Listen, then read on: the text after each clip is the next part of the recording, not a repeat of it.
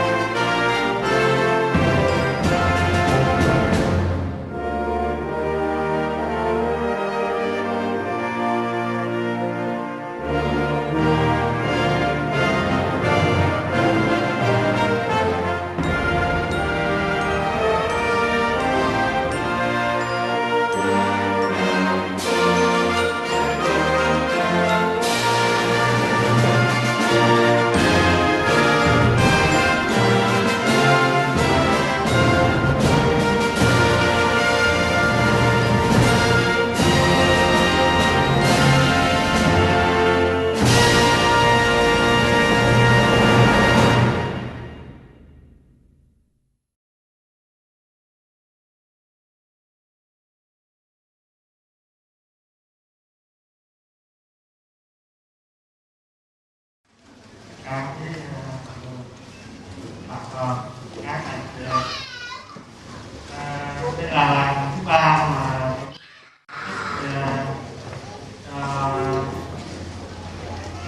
học生vào trường này để học hai kỳ rồi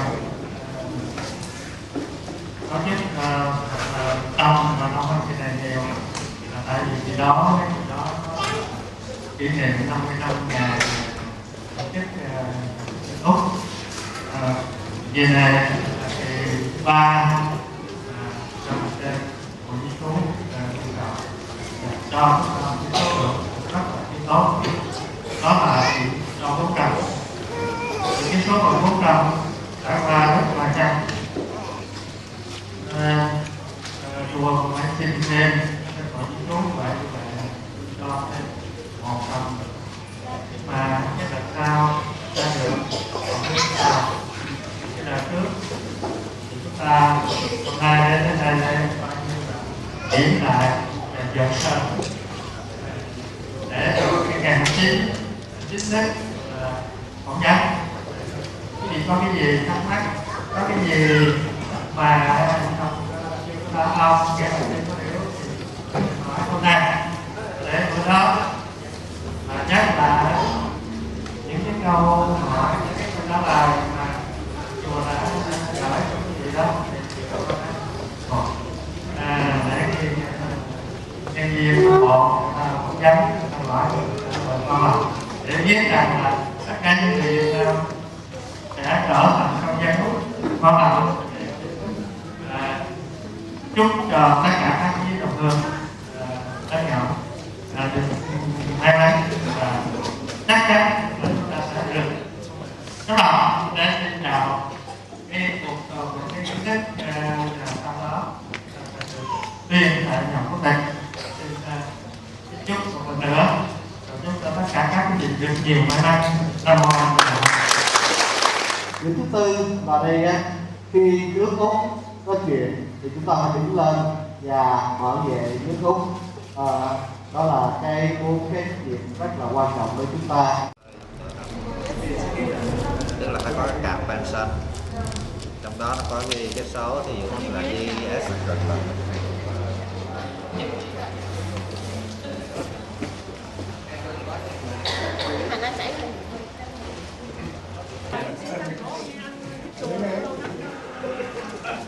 let us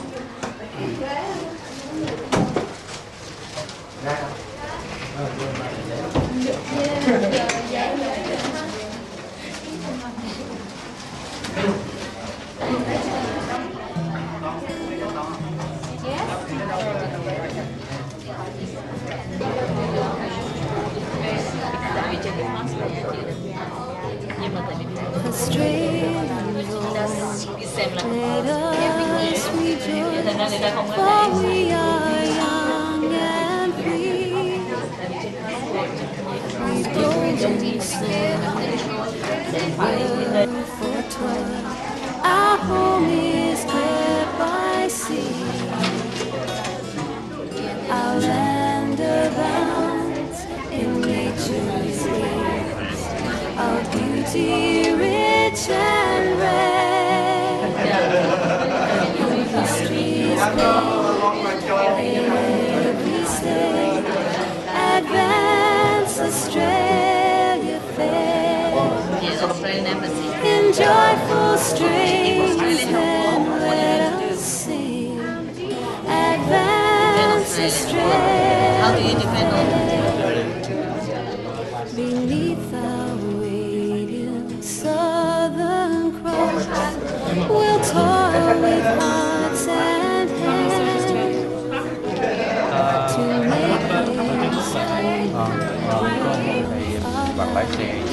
we now double the land for those who've come across the sea. We've boundless plains to share. With courage let us all combine to advance Australia fair. In joyful strains then let us sing. Advance Australia fair. In joyful strains then let us sing. Advance Australia fair.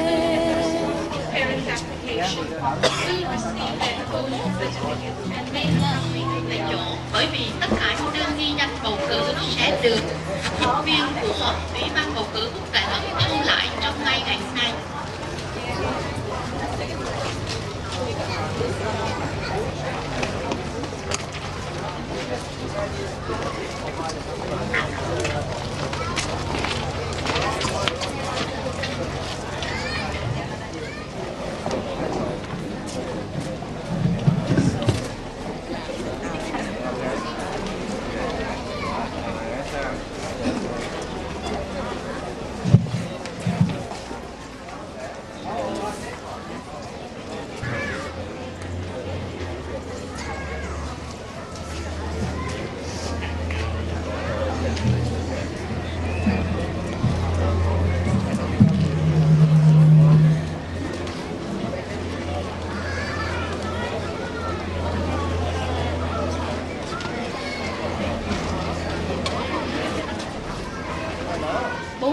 B Toyota Corolla. Xin quý vị vui lòng dời xe vì người có con nhỏ muốn ra về.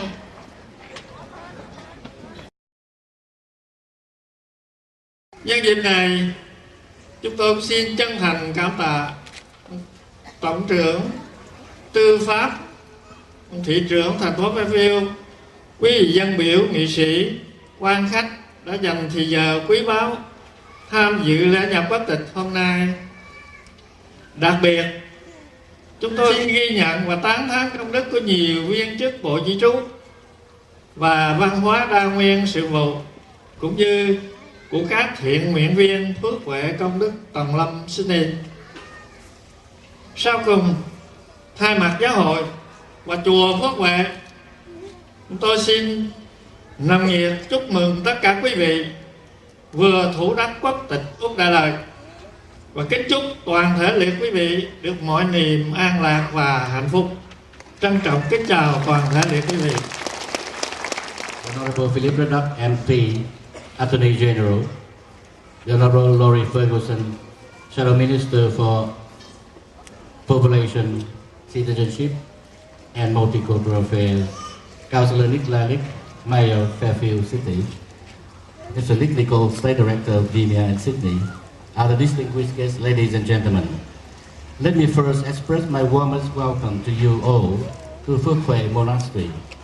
Today is indeed significant for more than 400 Australian residents, the majority of whom are of Vietnamese background, because you have chosen and are being accepted to become citizens of Australia.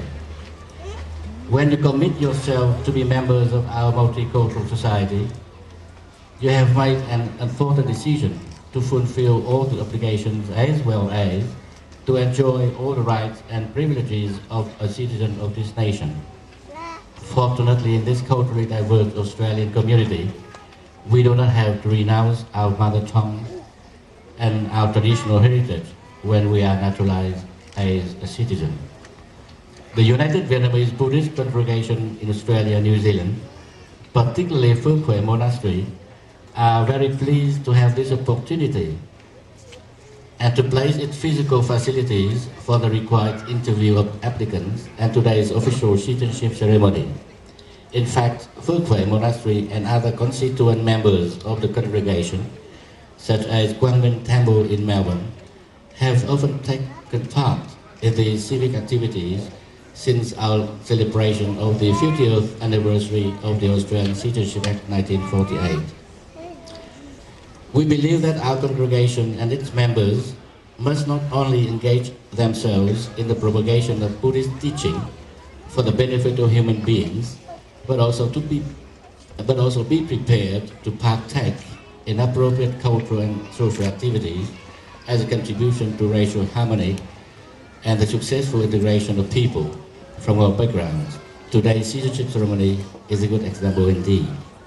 I would like to take this opportunity to thank the Minister, the Attorney General, the Shadow Minister, the Mayor of Fairfield, the State Director of Immigration, Multicultural and Indigenous Affairs, honourable members, State and Federal Parliament, and all of our distinguished guests, including Paul Lynch, for your presence at this ceremony. I would like to recognize with special appreciation the hard work carried out by officers of the Department of Immigration, Multicultural and Indigenous Affairs, DIMIA, as well as volunteers from Phươ Monastery.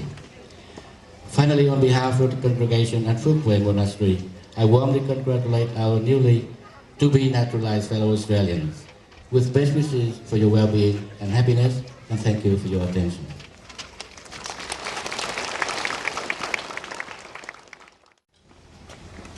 Good morning, ladies and gentlemen. Could I first off acknowledge the traditional owners of the land upon which we are meeting today, the Aurora people. I'd also like to acknowledge their elders and their descendants. Their history, traditions and customs are a part and parcel of the great history of this nation of ours. First off, could I also recognise the Attorney General, the Honourable Philip Ruddock, representing the Minister of Citizenship and Multicultural Affairs, Mr Gary Hargraves. Welcome, Minister. The Most Venerable Tik Phúc Quay OAM, President of the United Vietnamese Buddhist Congregation in Australia and New Zealand. To the Honourable Laurie Ferguson, State Member for Reid. Mr Paul Lynch, State Member for Liverpool. And Quang Lu, Chairman of SBS Radio. Ladies and gentlemen, boys and girls. Could I first off welcome you all to the Phước Buddhist Monastery for today's Australian citizenship ceremony. Today is a very special day as we have some over 400 people today taking citizenship. You will promise your loyalty to Australia and its people, and in doing so become Australian citizens. This ceremony also gives us older Australians the opportunity to reflect upon what the meaning of what it is to be an Australian. But could I just say that my history and the history of my family and immigration to this country is very similar to yours. My family were refugees. My family left the former Yugoslavia in about 1944. They spent some 4 years in the refugee camp in Egypt, in tents. My mother lost 3 children in the first 2 months of coming to Egypt due to the food, the change in food, the change in climate, and I suppose the amount of people that were there. There was a world war going on then. The whole world was at war. There was nobody that could really help you much there. So you had to really do a lot of things for yourself. But we still thank the other nations who did help us at that time. In 1948, the Chifley Labor government brought us to Australia under the then immigration system they had. And we ended up in Uranquinty and Bonegilla, which were two immigration camps here in Australia where they processed you and sent you out into the wider Australia community. In 1949, we lived in Austral. We rented there for about 18 months, and then my dad bought a property in Bonnyrigg at 11 acres, and he became a farmer, like probably many of you. And they worked and toiled under the hot sun and the rain. It was a hard life. It was a life they knew no other life, and they accepted their lot in this Australia. But they worked hard, and many times I remember coming home in the hot sun and the rain, and here they are working out there in the tomatoes. Same as we see a lot of Asian people here. They're out in their farms with their little pyramid type hats sitting out there in the red hot sun. And you feel terribly sorry for those people. But that's the life, and we've got to do something. But can I say from there, we went to school, and my dad sent us off to Tech. I went to local primary school here, St John's Park. From there I went to Liverpool Boys High. Then I became a tradesman at Granville Technical College. My children then went better, because this is what all families want, and this is why we come to a country like Australia where there's freedom and democracy. My children went off to Green Valley Primary School, from Green Valley Primary School to Bonnyrigg High. Again, all just local schools, no private schools, no big time schools, just the local public schools. From there they went to university and become solicitors. My son now is a partner in a firm in the city, Allen Hemsley. My daughter is a solicitor with the GIO insurance company in personal indemnity. So I just wanted to tell you the history of my family, to show you people that even though we came here some not quite 60 years ago, the path into Australia is very similar. And to our first immigrants here, the convicts that came in chains, we can but only think of what hardships they had to suffer. And we think of our hardships, but they must have suffered terrible hardships. You know, in whips and being chained and whipped and having to work and probably no hope of ever getting anywhere. But today we have this great nation of Australia, and it's all because of the past and the people that have come here and the different cultures and different nationalities. But in becoming Australian citizens, we don't ask you to forget your culture, your traditions and your customs. We want you to keep them. We want you to remember them. We want your children to remember them, because by remembering that makes Australia a much greater nation. In Fairfield we have some 130 different nationalities. We have some 70 different languages, 50 different religions, and yet we get on in peace and harmony. We say in Fairfield our motto is celebrating diversity, but I'd also like to add on that, celebrating harmony, because with all those nationalities there's absolutely no problem. We have absolutely no problem. When other countries with only two different, the same race, two different religions, and all they're doing is annihilating one another, as we see in Europe at the moment, annihilating one another and killing one another, and the nation can never be united. But ladies and gentlemen, could I just say, today is an important occasion for you to become Australian citizens in a country that is free and democratic. But only by you doing your duty to vote in this country do we keep it democratic. So ladies and gentlemen, could I just finally, because I've been asked to make a short speech, could I congratulate you on taking this decision? I know for some of us for some people life will be easy, for other people it'll be hard. But just remember your children and your descendants from then on. This will be the probably only country they'll ever know. So I congratulate you, and I wish you every success in this country of Australia. And on behalf of Fairfield City Council and the people of Fairfield, I congratulate you on taking this decision to become an Australian citizen. Thank you very much. I now have much pleasure in calling the Attorney General, the Honourable Philip Rotted, to address you and to conduct the citizenship ceremony. Thưa quý vị, dân bản xứ hay là người tị nạn đến Úc cùng chung đóng góp cho sự phát triển phồn thịnh của xã hội. Hiện tại và tương lai của đất nước này đều do các thế hệ kế tiếp gánh vác. Chúng tôi xin giới thiệu đến quý vị ông Philip Rudden là Tổng trưởng Tư pháp sẽ phát biểu ý kiến hôm nay và sẽ chủ trì chương trình lễ gia nhập quốc tịch hôm nay. Thank you very much. Madam Master of Ceremonies, can I acknowledge the Most Venerable Thick Foot Way, my parliamentary colleague Laurie Ferguson, Shadow Minister, Paul Lynch, the local member, I think, for Liverpool, Kwong Lu, Head of SBS Radio, Councillor Nick Lalich, Mayor of the City of Fairfield. Can I also acknowledge the State Director of the Department of Immigration and Multicultural and Indigenous Affairs, Nick Nichols, and other distinguished guests, our citizens-to-be, ladies and gentlemen, girls and boys.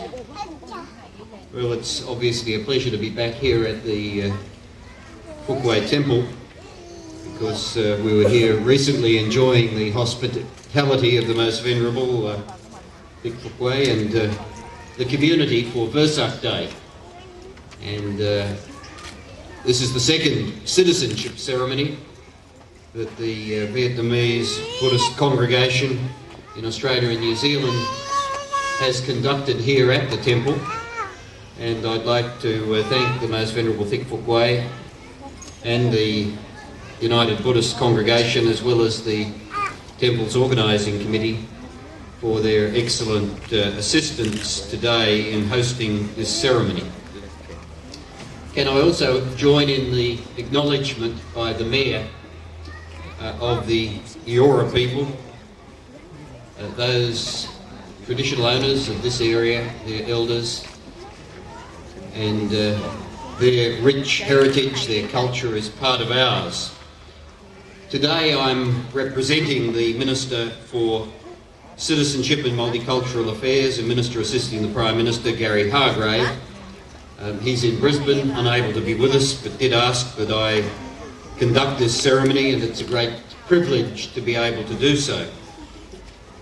Can I therefore congratulate the 414 candidates, some 300 I understand of Vietnamese ancestry, and others of many other ancestries that are here.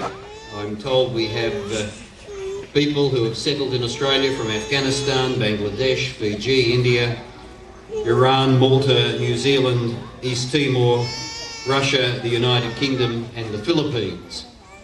And isn't it marvellous that we can have, on an occasion like this, a representation of that rich diversity that is modern Australia. And one of the things that pleases me is that the people who come and settle here from so many different backgrounds want to make a commitment. And the way in which you do that is by taking out Australian citizenship. Something of the order of 75% of those who have settled here in Australia have taken out citizenship. But I was interested that amongst the Vietnamese settlers, the figure is 96%. Now what that tells me, of course, is that people who have come from a refugee experience, as Nick Lalich outlined, often have a very, very good understanding of what it is to be able to live in a democratic society, a free society, a society that believes in the rule of law, where all are equal before the law. And people in those circumstances, accepting those values, want to make a commitment, a personal commitment. And citizenship is that. It's the common bond which we all share, whether it's our first Australians, our Indigenous Australians, the descendants of earlier settlers, or the millions of migrants and refugees that have chosen to become citizens since 1949. And over the past 50 years, Australian citizenship has become the focal point of our identity, our civic values, our inclusive society. Citizenship is what gives you, I think, a sense of belonging, of knowing that you are Australian. Now, it has a formal component to it, and we'll deal with that today. But in making your pledge, as you will in a little while, you promise to be loyal to Australia and its people. You undertake to share the democratic beliefs of your fellow Australians, to respect Australia's rights and liberties, and to uphold and obey our laws. And the point I make is that you can only benefit from those values, those freedoms, if you respect also the right of others here in Australia to enjoy those same freedoms. We don't ask people who settle here to forget their past, to forget their heritage. We ask that you share it with us, that we can all become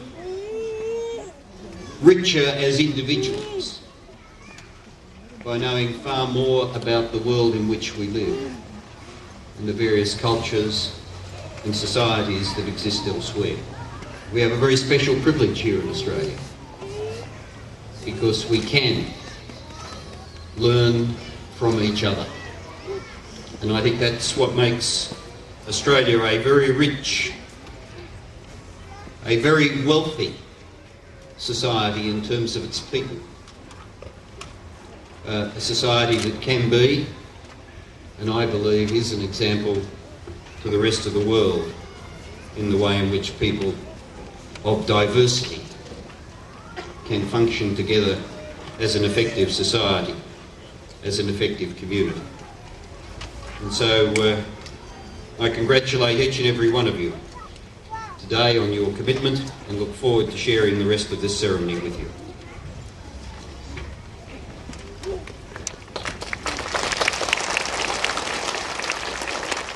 Now, we have the formal part of today's proceedings, and I have to read to you first the preamble to the Citizenship Act.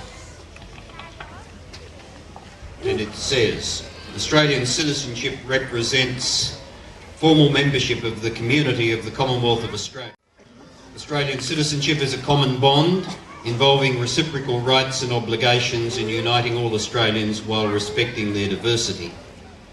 And persons granted Australian citizenship enjoy these rights and undertake to accept these obligations by pledging loyalty to Australia and its people, and by sharing their democratic beliefs, and by respecting their rights and liberties, and by upholding and obeying the laws of Australia.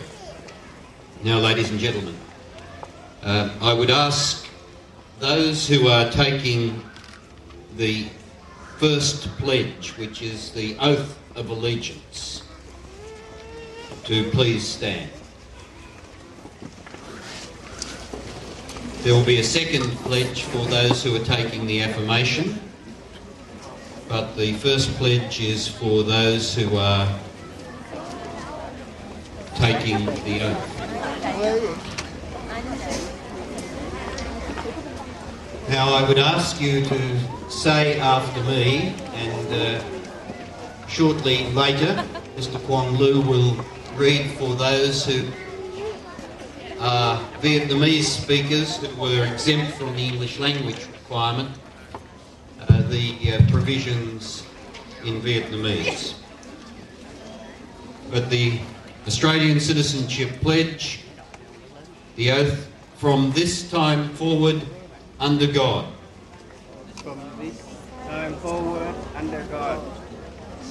I pledge my loyalty to Australia and its people, I pledge my loyalty to Australia and its people, whose democratic beliefs I share, whose democratic beliefs I share, whose rights and liberties I respect, whose rights and liberties I respect, and whose laws I will uphold and obey. and whose laws I will uphold and obey. And now for the Vietnamese speakers who are exempt. Đây là bản dịch lời tuyên thệ bằng tiếng Việt cho những ứng viên được miễn tiếng Anh.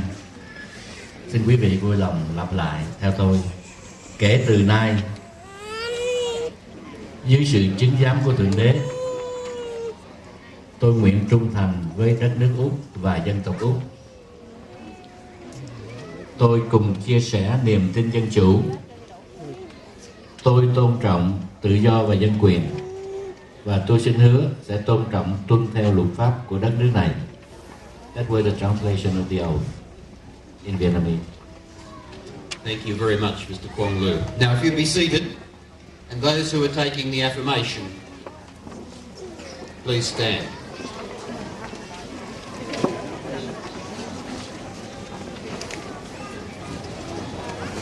Not those who have previously taken the oath, only those who are taking the affirmation. And you will say after me, from this time forward, I pledge my loyalty to Australia and its people, whose democratic beliefs I share, whose rights and liberties I respect, and whose laws I will uphold and obey. Thank you very much. Mr. Quang Lu. And this is the Vietnamese translation of the affirmation. Và sau đây là bản dịch Việt ngữ của lời xác nhận. Xin quý vị lặp lại theo tôi. Kể từ nay, tôi nguyện trung thành với đất nước Úc và dân tộc Úc. Tôi cùng chia sẻ niềm tin dân chủ. Tôi tôn trọng tự do và dân quyền. Và tôi xin hứa sẽ tôn trọng và tuân theo luật pháp của đất nước này. That was the translation. Thank you very much, Mr. Quang Lu. Well, ladies and gentlemen, we will now proceed to the awarding of the citizenship certificates. Now, nobody should go before they get their certificate or before we conclude the ceremony today. And we'll ask, I believe, the representatives of the department who will read out the names of each conferee. Are we ready?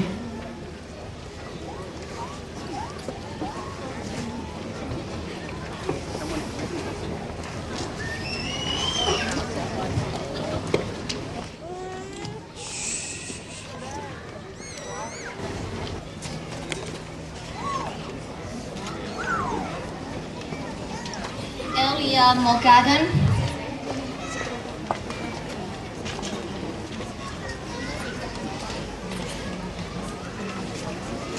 Sidika Anwari,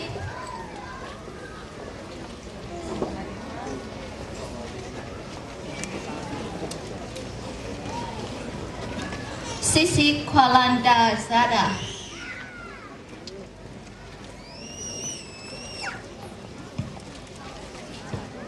Saimahia Behesti,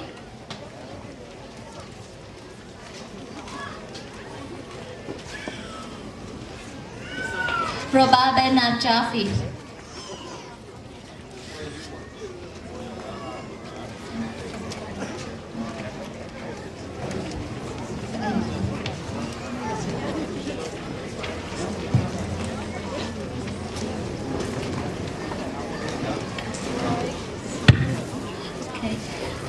Mona Sadat Behesti, Masa Sadat Behesti, Victoria Pinto,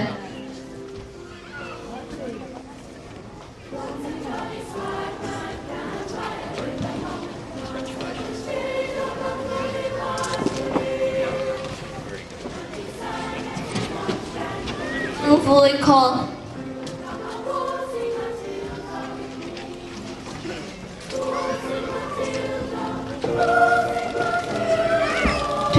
Đàn.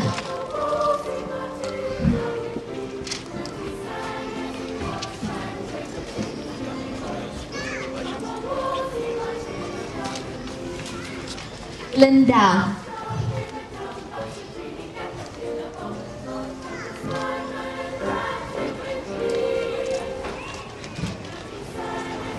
Thanh Kim Đoan.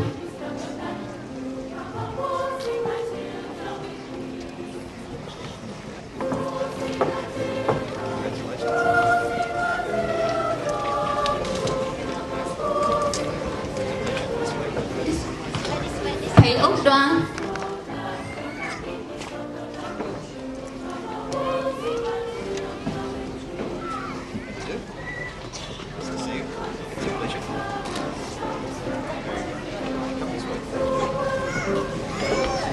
Việt Hùng Đoan.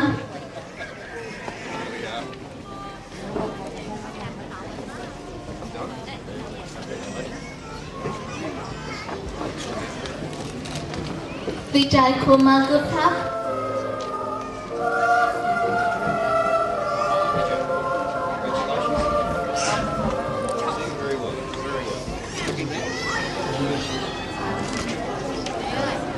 Ninashi Gupta and Afan Khan.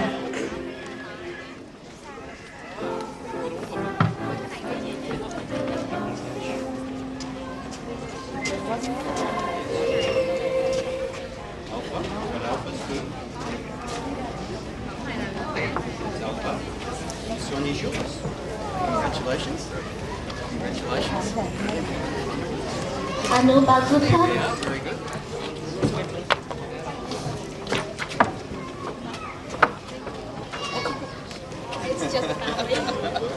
Congratulations.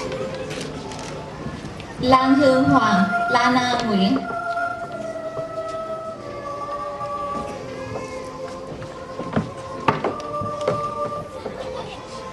Congratulations. Which one is yours? Lana? You looked after that much. Tâm Thu Hoàng.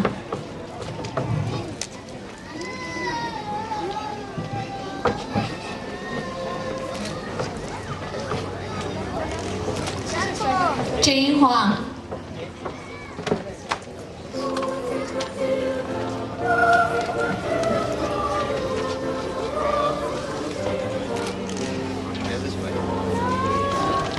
Kim Huynh Hoàng.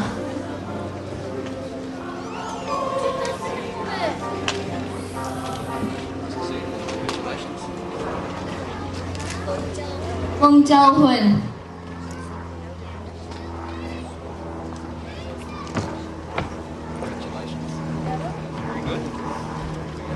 Carlos Jurado.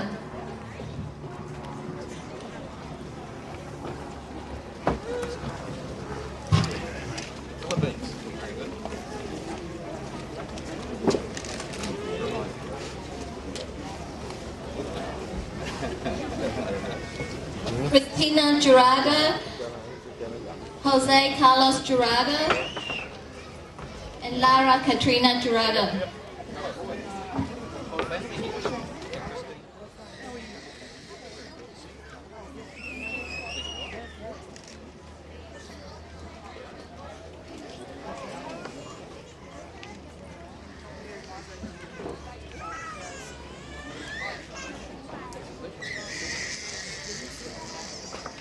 Kill Meow Lai.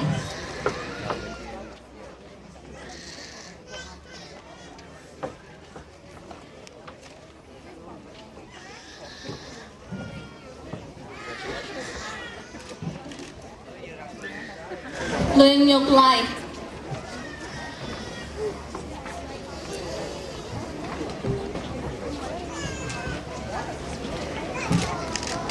Ngọc Lan Lan.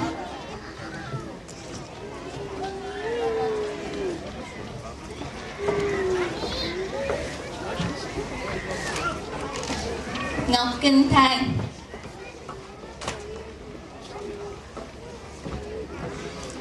Very well. Nice to see you. How are you? Hia Kim Lai.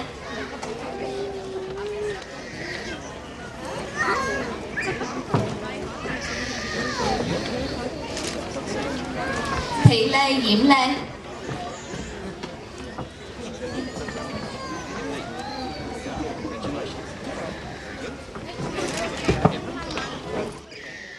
Ratunali Igan Lesianawai and Haga Ilino Lesianawai.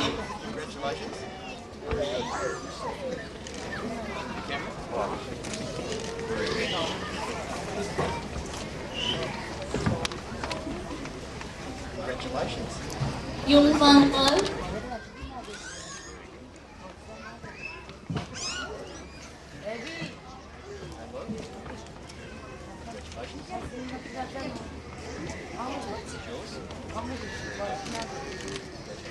Hồng Văn Lương.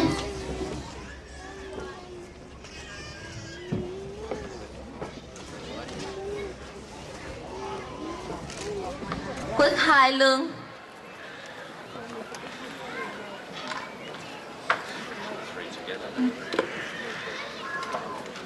Hồng Văn Lương, Thị Thúy Hành Lương.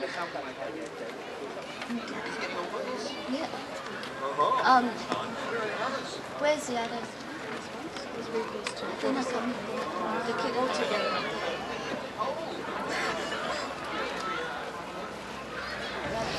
Mai Thi Phạm.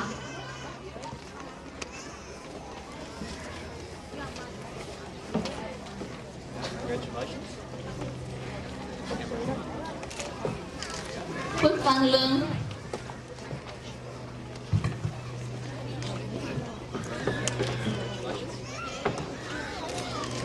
Thị Ngọc Thúy Ly.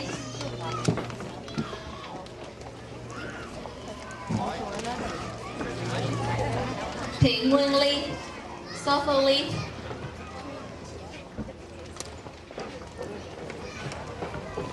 There we are. Congratulations. Congratulations. Again, look at the camera. Đức Nhân Mai.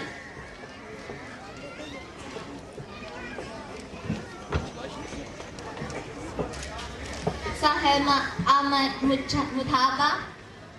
Anas Ahmad Mutaba. And Atia Fatima. Congratulations. Oh dear. There's one of these for you. Yes.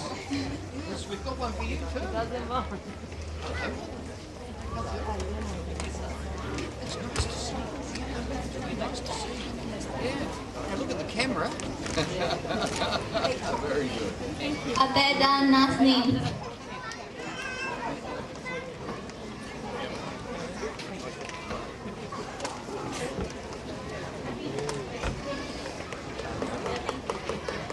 Lý Thị Nguyễn.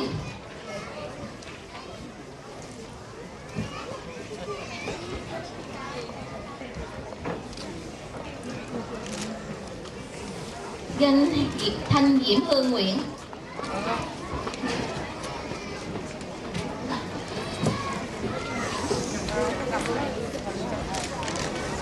Thanh Tây Nguyễn.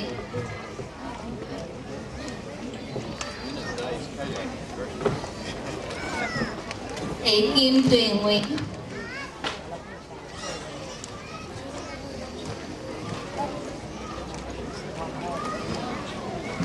Thị Roi Nguyễn. Thị Phương Lan Nguyễn. Congratulations. Yours? And is this one yours? Is it? Very good. Thị Thuy Nguyễn.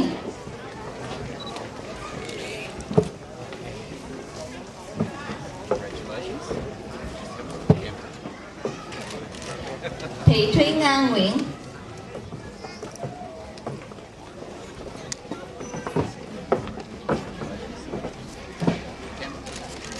Văn Chiên Nguyễn.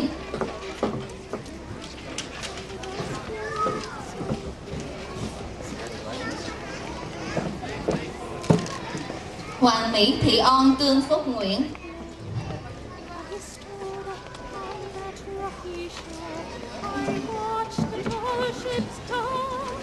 Congratulations. Are you going to look? Get one for you. One for you. Look at the camera. Very good. Candy Blanca Catalina.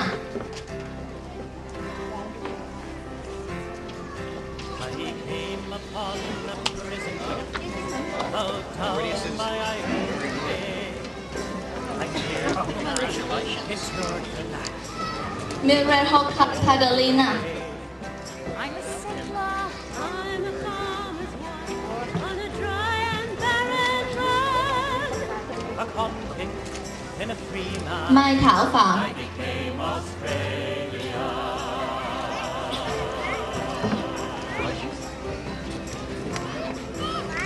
Trâm Thi Bích Phạm.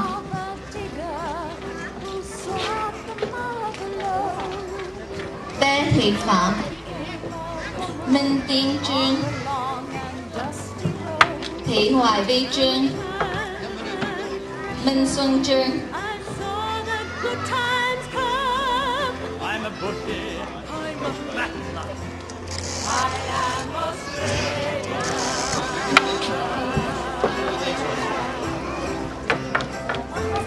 We are one, and we are ready. And from all the lands where we go, we share it free. Tân Nhân Phạm. And sing with one voice. I am, you are Tuyết Anh Ngô.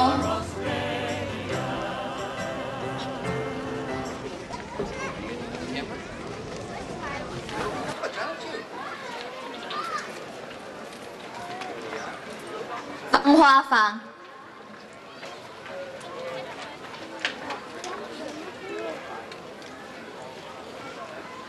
Kim Thuy Quách.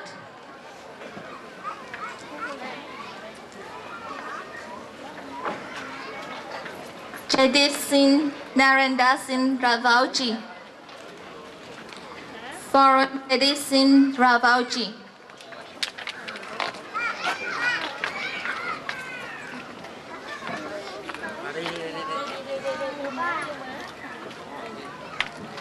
Mừng nha, mừng nha. Vậy hả? Lát đi sáng. Ronald Ricaford.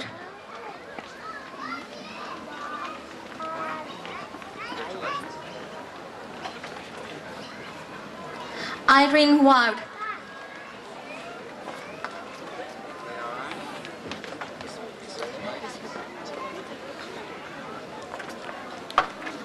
Vladimir Shabakov.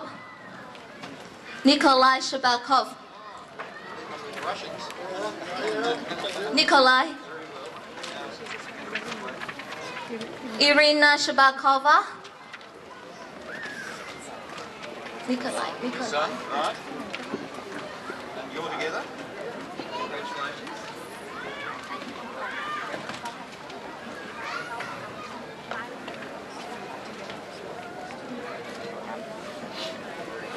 Richard Edward Singer. Terry Jane Singer.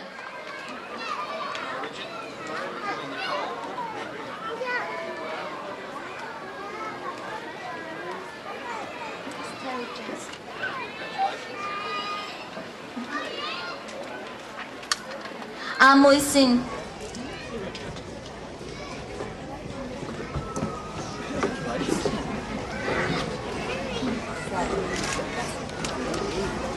Philip Harold Stedman. William Malcolm Stedman. Catherine Ann Malcolm Stedman.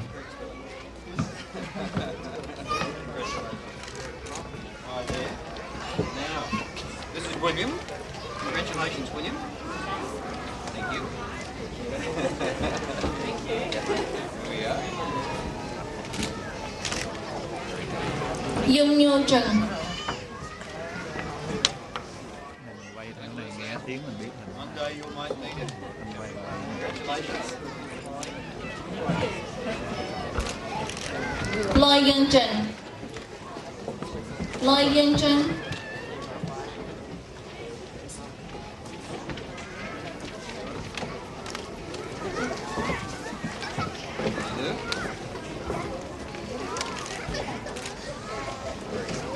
Bôn Nguyễn,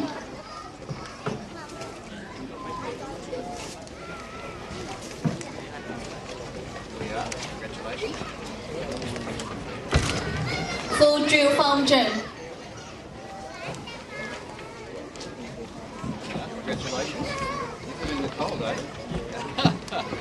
Tương Minh Thị Trần, Nhung Hồng Thị Vũ,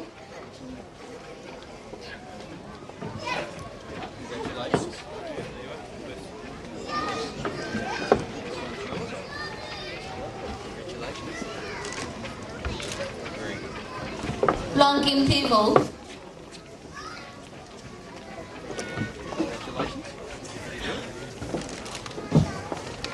Minh Đức Vũ,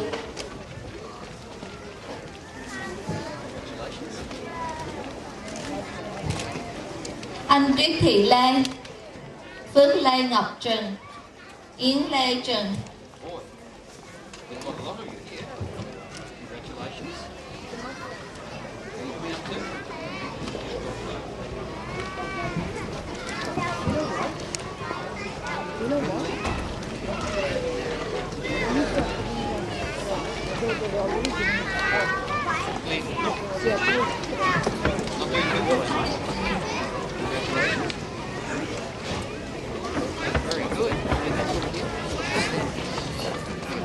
One, two, three.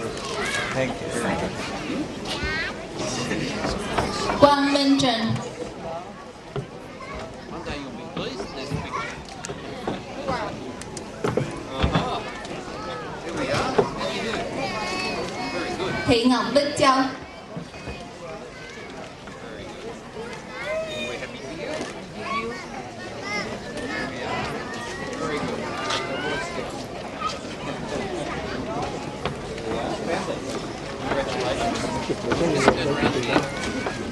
Big photograph. All together. All together. How about that?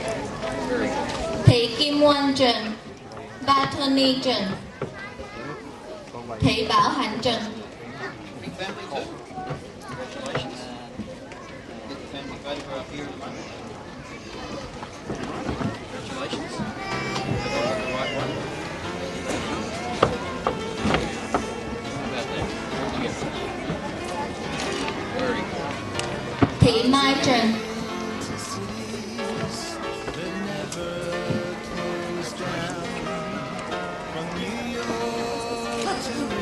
Thị Mộng Thu Trần,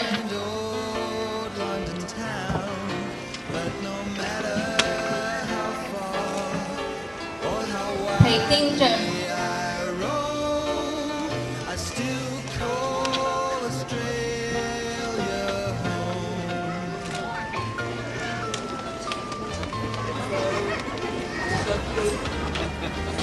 Việt Quang Trần,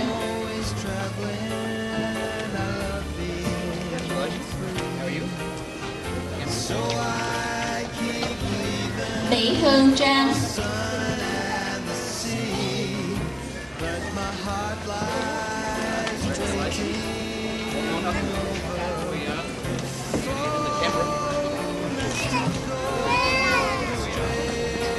Lai Thị Trương,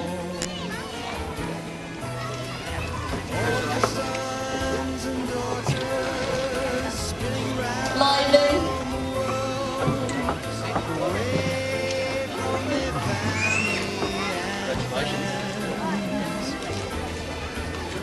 Thị Thanh Thao Võ,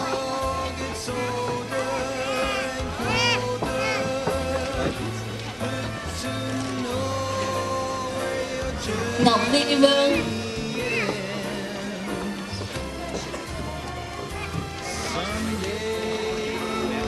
Very well. Very good. Quang Trung Bùi,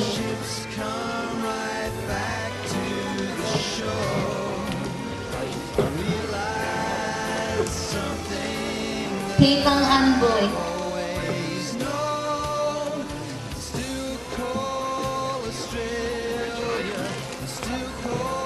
Song Sunny Chanti,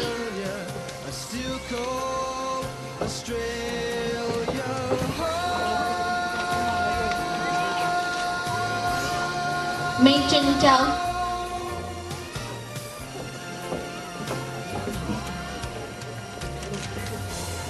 Hồng Chiêm,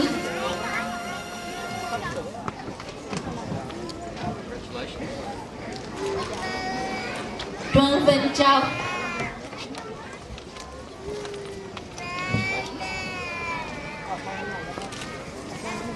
Châu Hương Đăng,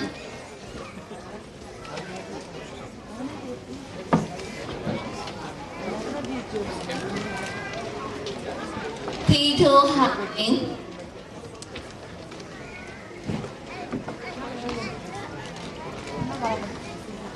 Rui Đăng, How are you? Very good. Thi Tròn Vô,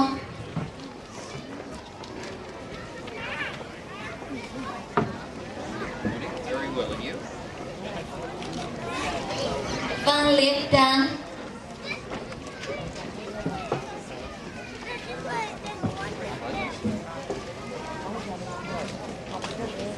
Hoàng Hiểm Đăng,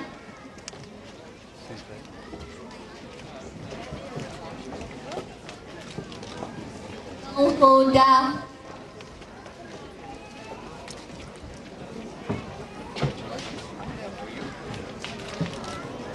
Thi Thanh Dung Vũ,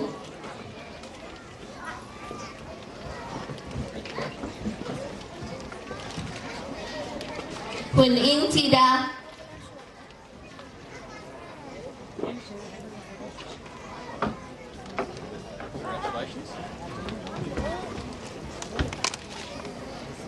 Năng Cầm Thi Đào Trung Minh,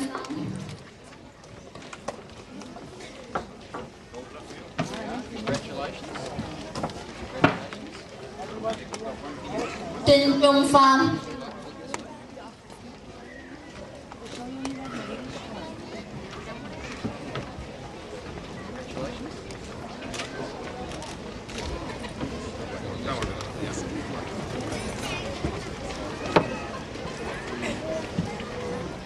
Minh Thị Quan Đạo,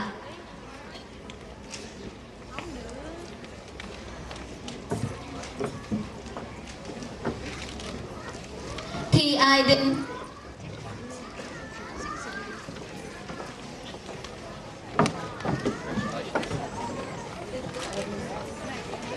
Thị Kiều Trinh Đinh,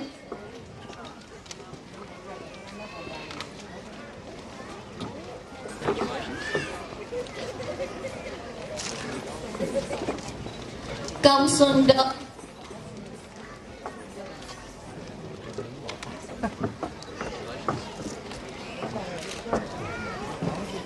Hoàng Nhân Đô,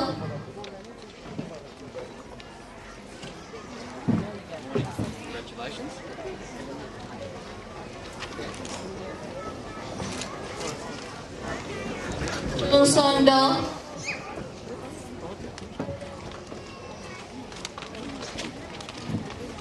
Vui Thi Đô, Thanh Đông Trần,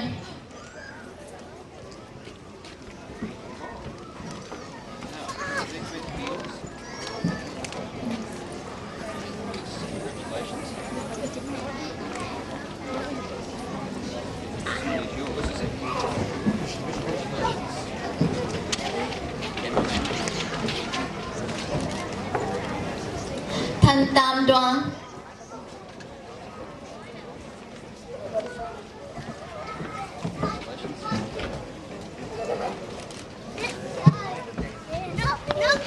Thị Cẩm Hương Phổ, Vũ Yên Ngọc Đoan,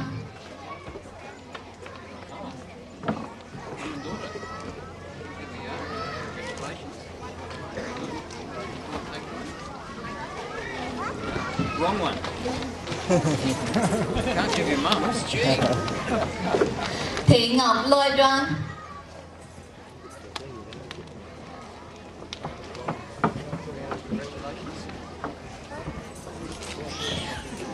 Tiên Sĩ Đỗ,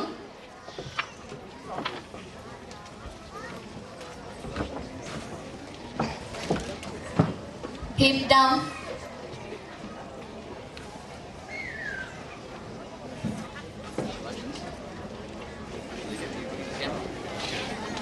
This side, please. Thank you. Thanh Loan Thi Trương,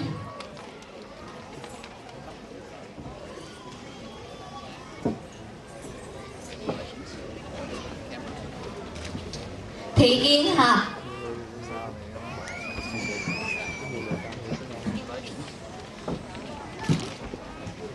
Văn Lên Hạc,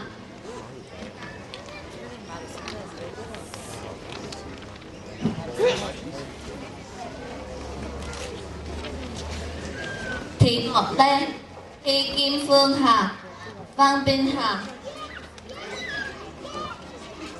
Now this is Mum's. Congratulations. And these are yours, huh?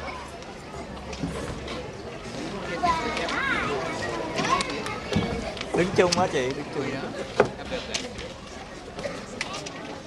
One minute. Okay, 1, 2, 3. Cương Văn Hậu,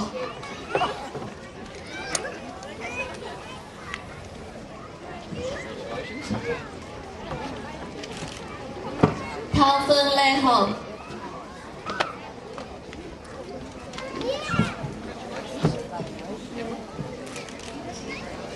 Thị Ngọc Huệ Hậu,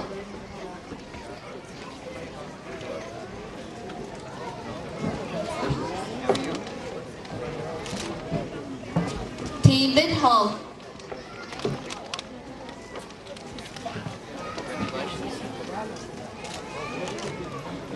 Thị Hồng Thanh Hậu,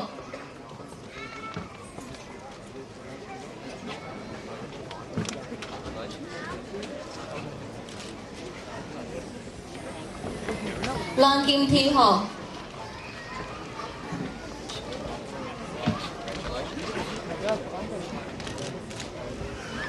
Xuân Minh Hậu,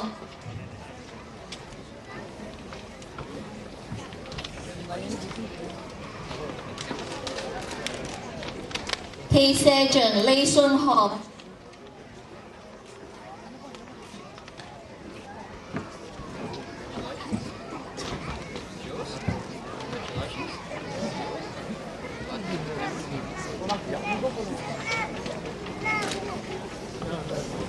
Mạnh Học Hoàng,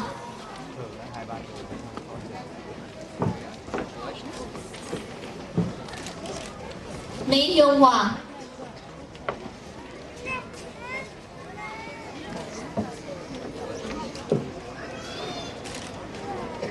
Thanh An Hoàng,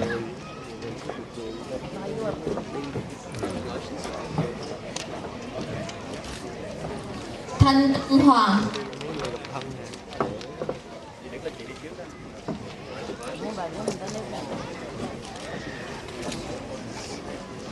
Thị Nguyệt Anh Hoàng,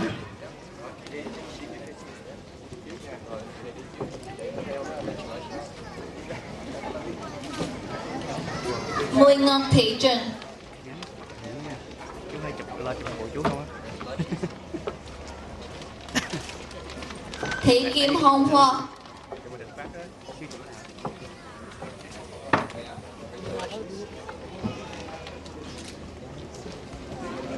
Anh Ngọc Huỳnh,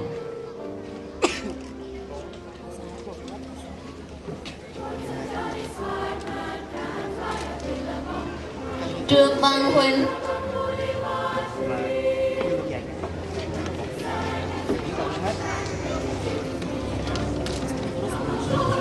Hai Văn Huỳnh,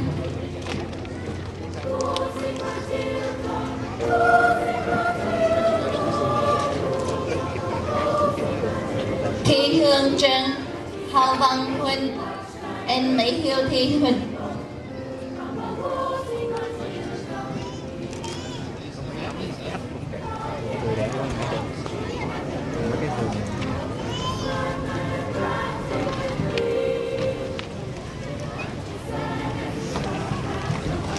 Kiều Diễm Huỳnh,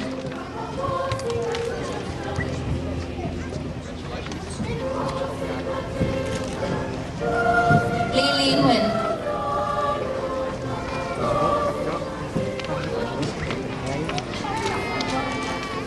Mỹ Hiền Thị Huỳnh,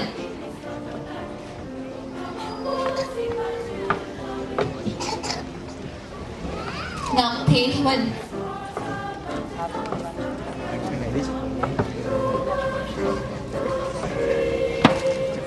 Nhật Tuyết Huỳnh, Phát Kinh, and Thị Mỹ Nhiên Đinh.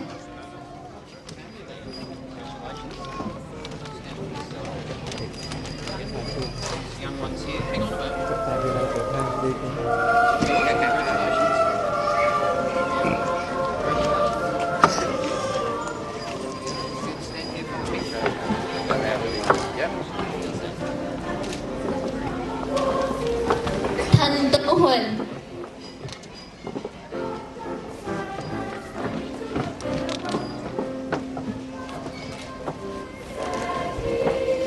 Thị Kim Tuyền Huỳnh,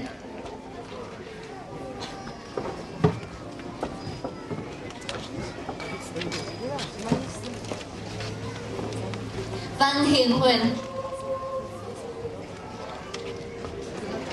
Văn Hiền Huỳnh,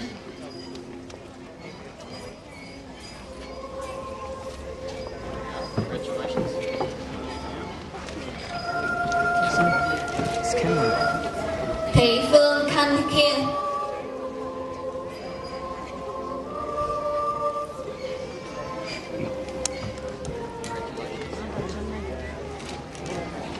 Gia Liên Lan,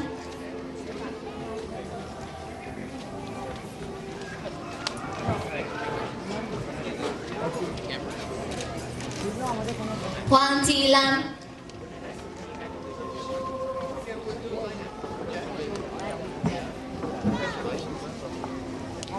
Hồng Kiều Lan,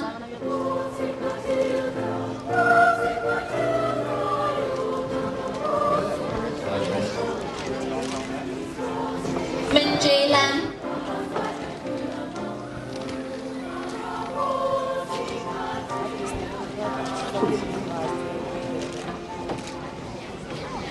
Mỹ Dung Lan,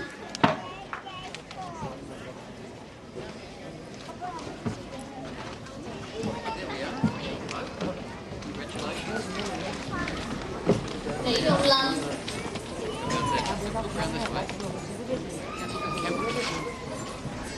Yeah.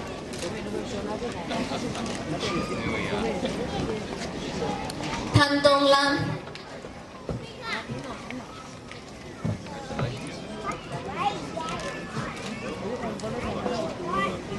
Trong Phúc Huỳnh, Thi Hai Không,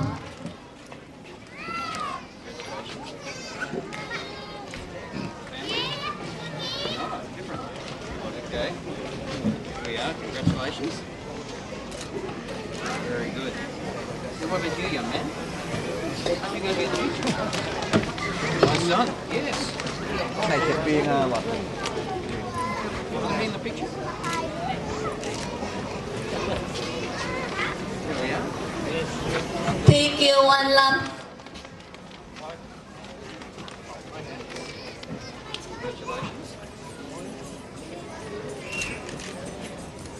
Yến Ngọc Huỳnh Lâm,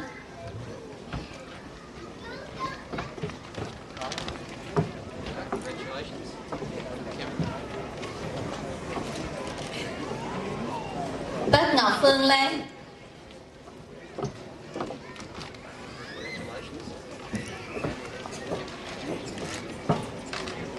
Hồng Nhung Lan,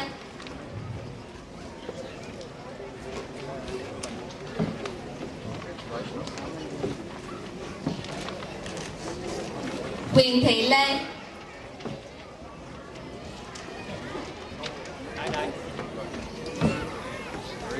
Congratulations. Minh Hồng Lan,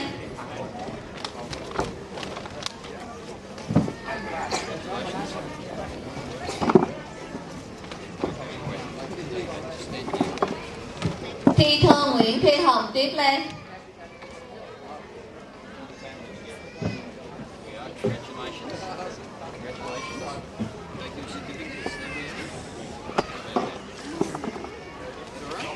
Very good. Phan Đạt Lan, Congratulations. Thanh Nga Lan, Mỹ Phong Phu,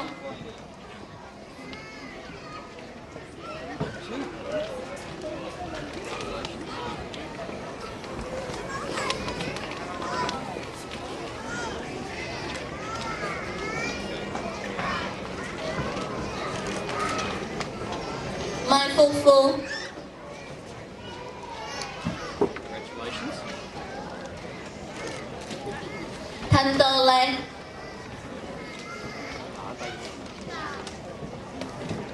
Very well, and you? Congratulations. Thị Cẩm Lan,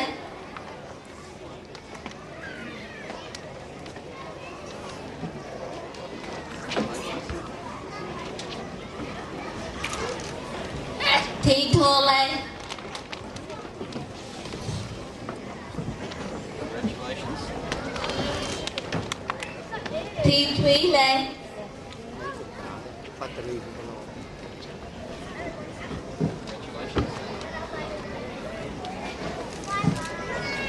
Văn Trúc Lực.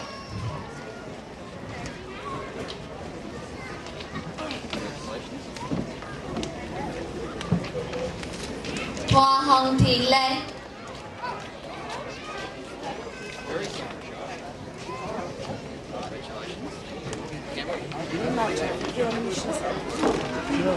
Thường Thị Cẩm Lê.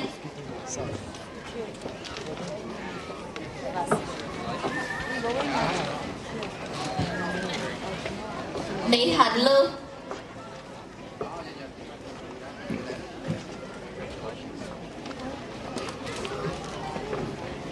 Lưu Bảo Lưu.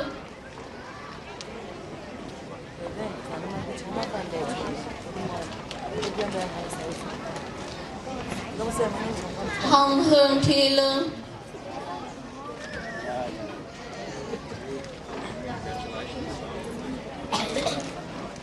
Văn Dung Lương.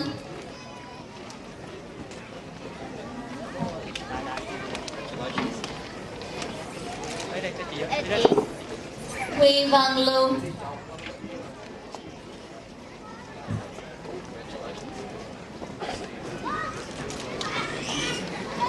Kim Ly Lương.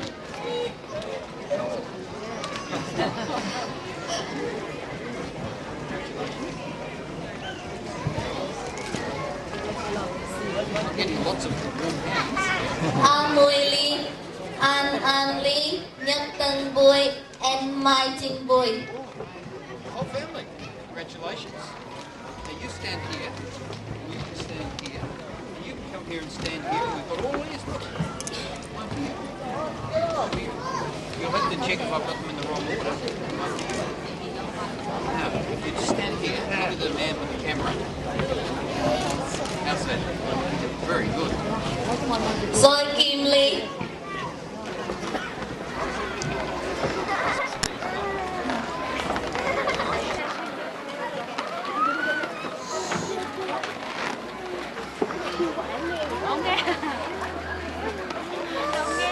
Ly Bình Ly.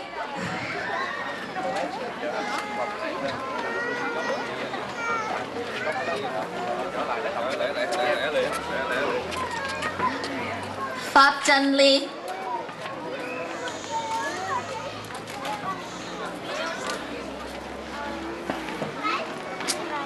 Nga Thanh Ma.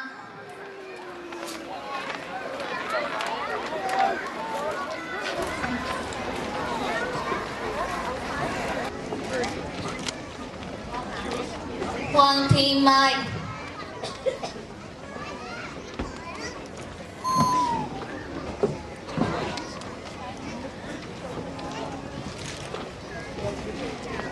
Thi Quế Trần Mai. Mai Thùy Vi Nguyễn.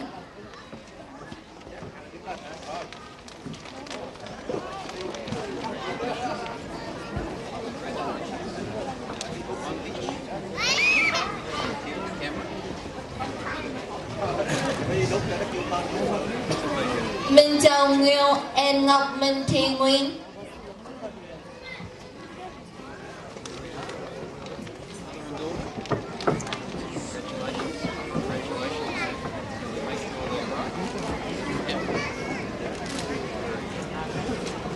Ngọc Anh Nguyên.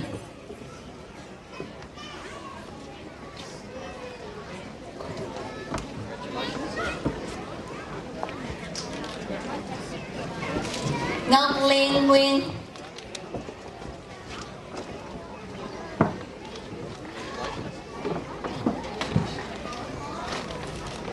Nhung Thu Thi Nguyên. That warmer. Yeah. Congratulations. Hắc Phù Nguyên. Congratulations. Phù Đoan Nguyên.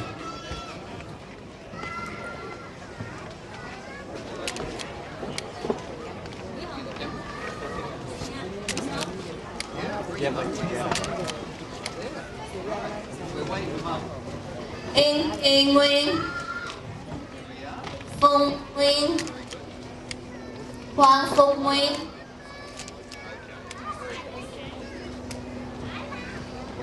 Congratulations. This is your Cái này liên lạc để có thông báo liên lạc cho hệ thống này. photograph.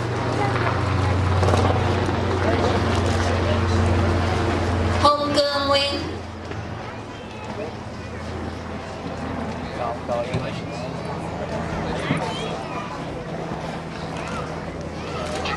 Thi Xuân Tuổi Lê, Thi Xuân Tuổi Lê,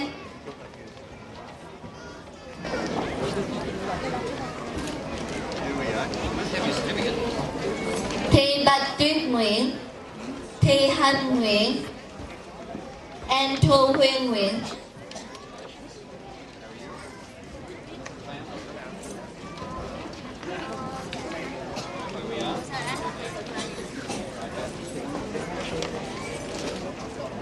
Thi Duyên Nguyễn, An Hoa Hai Mang Nguyễn,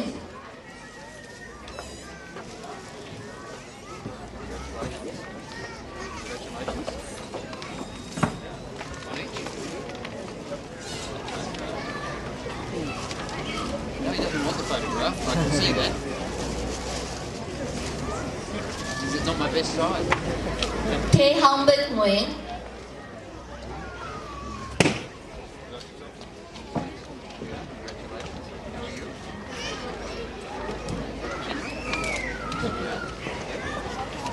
Thi Quyên Nguyễn, We've got all the wings now. What do you do? Vietnamese Smiths.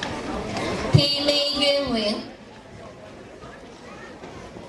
What do you do? Thi Han Nguyễn, Thi Han Nguyễn, There we are. Congratulations. Thi Quang Nguyễn, Congratulations. Thi Thanh Văn Nguyễn, Congratulations. Thi Thuyên Nga Nguyễn,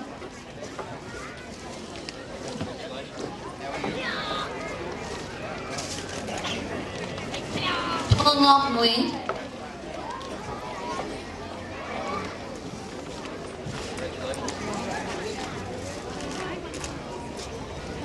My Lê Lan,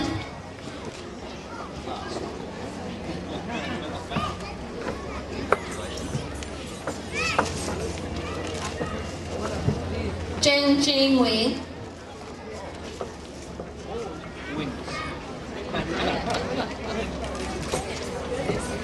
Văn Hạnh Nguyễn,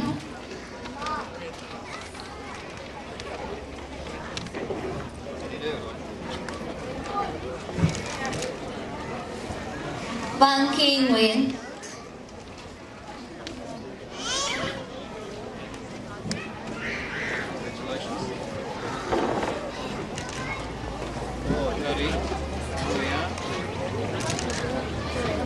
Thi Nô Phan,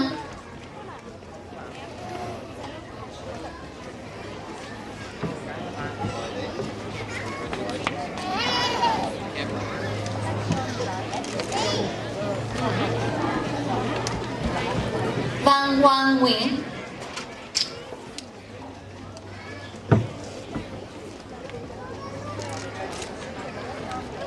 Văn Thùy Thi Nguyễn, An Trâm Bao Thiên Nguyễn,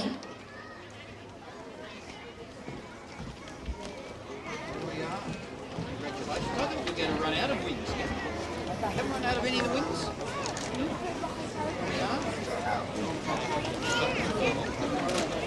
Very good. Vinh Văn Nguyễn,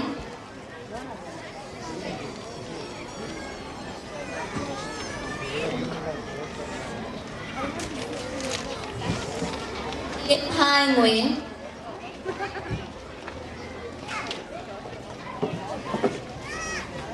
Just marvelling at the wings, that's what I'm marvelling at. They got customers. Hồng Đức Farm,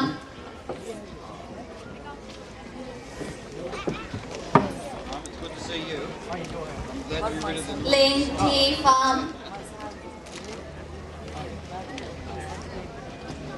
Nguyên Văn Farm,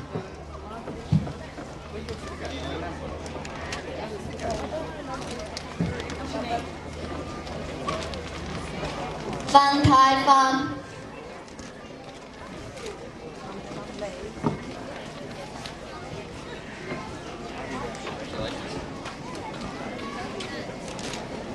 Phúc Hoàng Farm,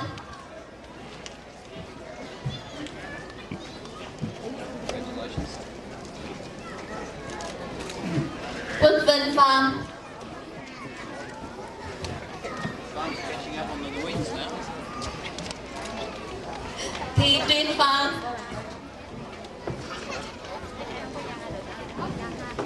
Congratulations. Trung Ngọc Farm, Có mua gì chip gì hay là con gà cho nó ăn á.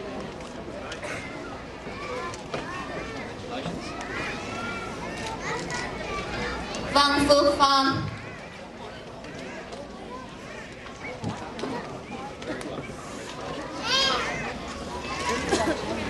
Thi Gom Farm,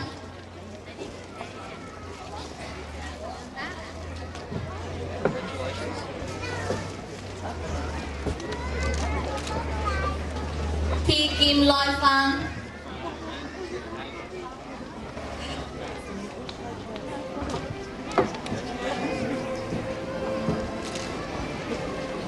Thi Minh Tâm Farm,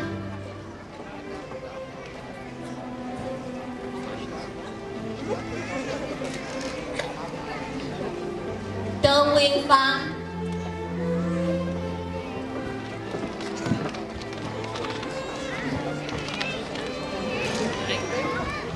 Úc Thị Phu,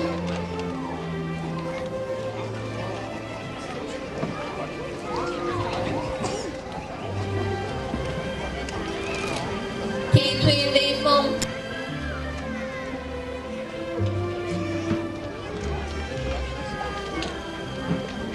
Thị Thu Hà Quách,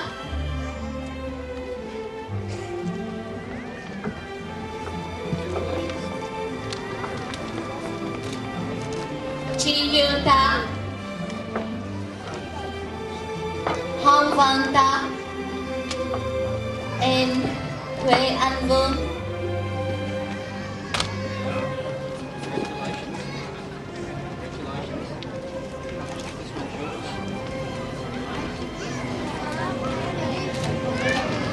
Thị Linh Trâm,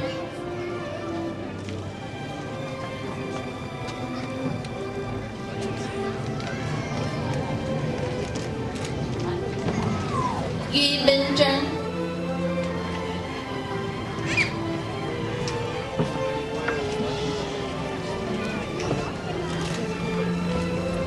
Lan Trân, Văn Thăng Trân, em Văn Trương Trần,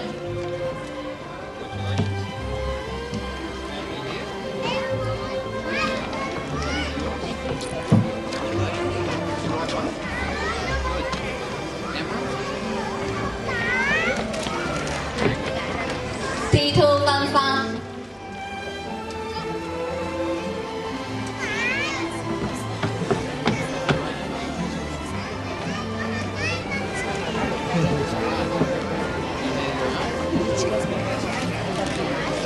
An Minh Trân,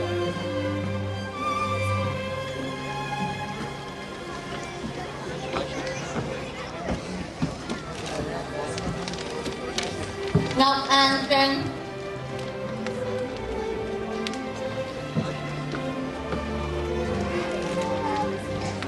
Tam Thị Trân,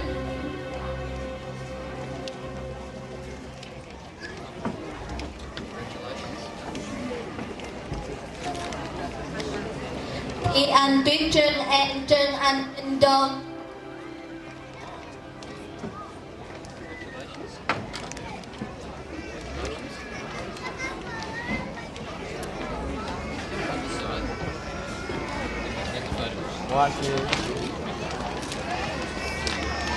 Thùy My Thi Trân,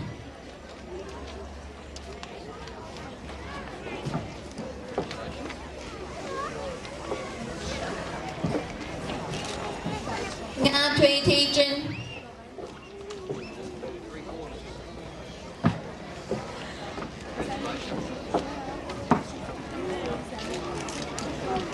Quang Hai Trinh,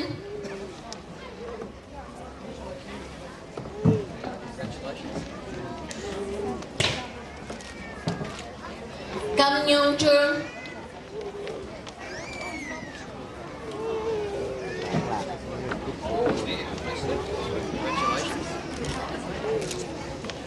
Công Yêu Trương,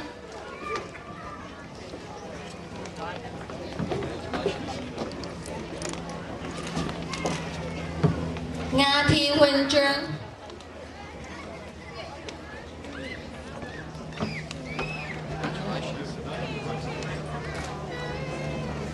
Văn Lập Trương and Anh Thu Trương,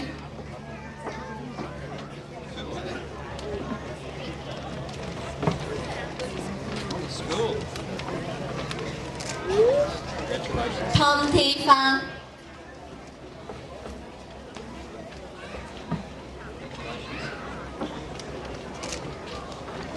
Gia Vi Tu,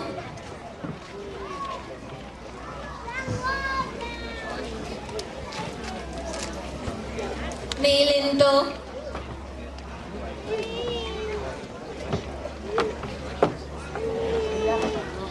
Lưu Thị Võ,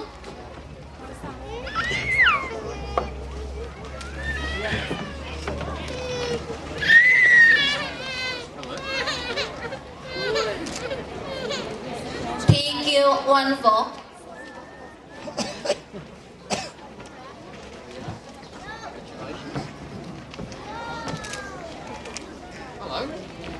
Tam Thi Thanh Trân,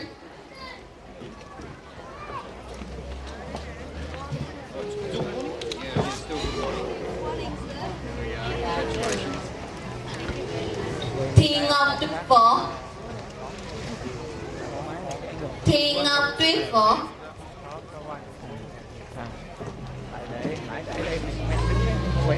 bây giờ phải sát Thi Thu Trang Võ,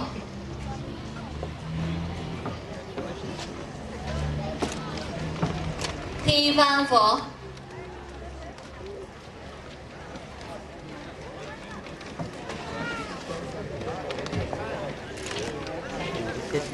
Thi Xuân Hoa Võ,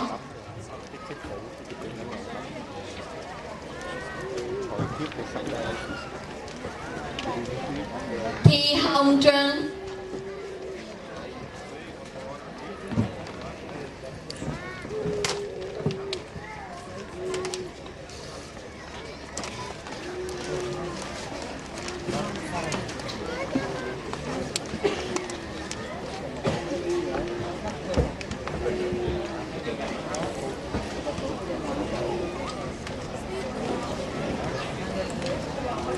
Tiên Thùy Thi Võ,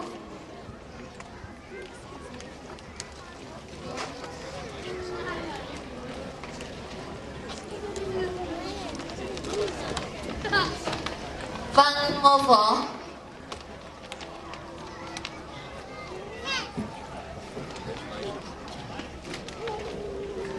Tát Thanh Vu,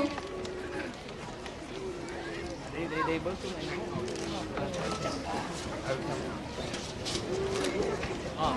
Thi Hiên Vu,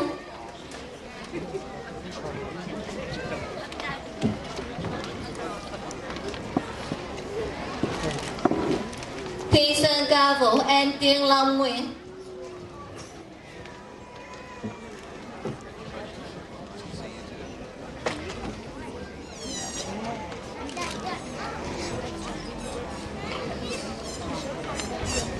Thu Phương Vương,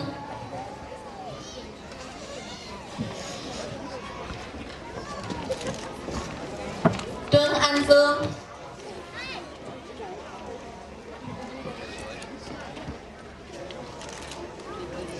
Loan Thi Cao,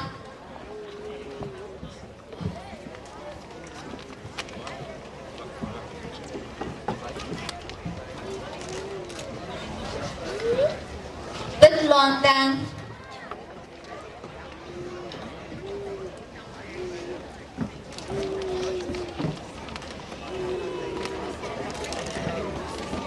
Quyền Thị Đình,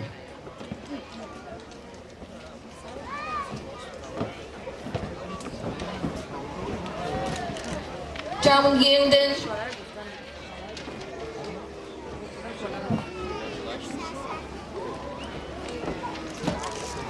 Thanh Thùy Đô,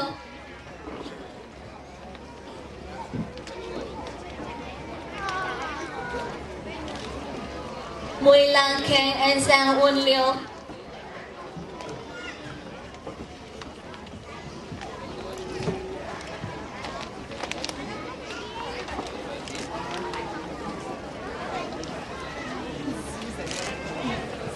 Nguyên Lao,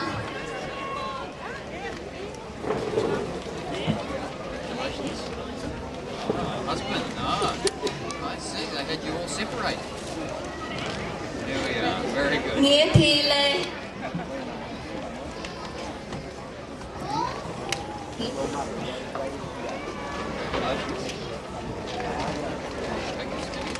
Look at the camera. Thị Như Mai Lê,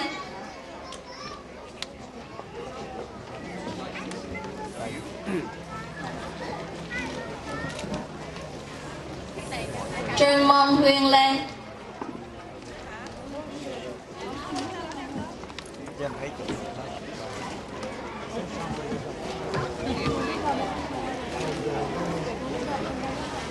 Thị Trung Nguyên,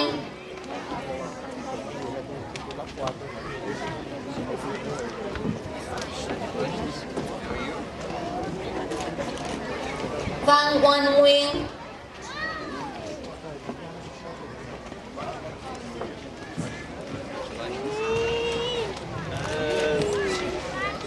Phương Anh Nguyên and Ngọc Anh Nguyên,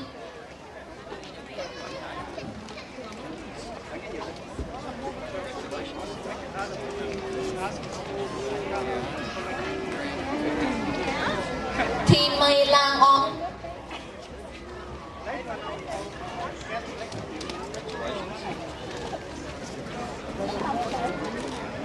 Thanh Long Trân,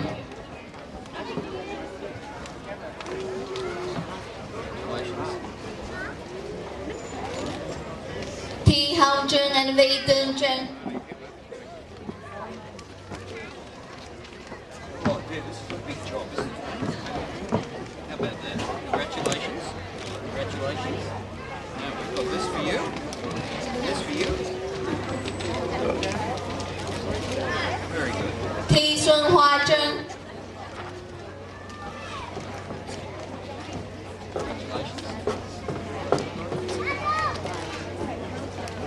Mi Cầm Áo,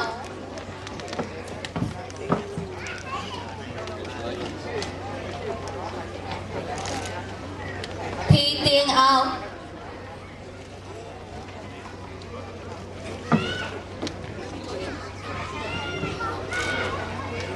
Hồng Tươi Vui,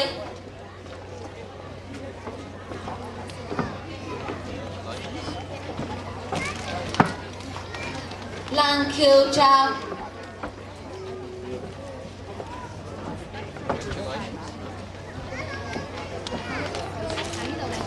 Thị Đào Đình,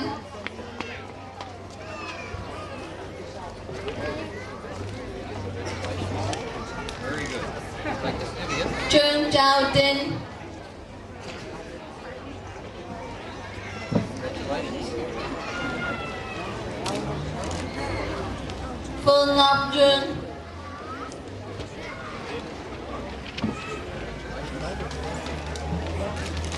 Huệ Hoa, Huệ Hoa,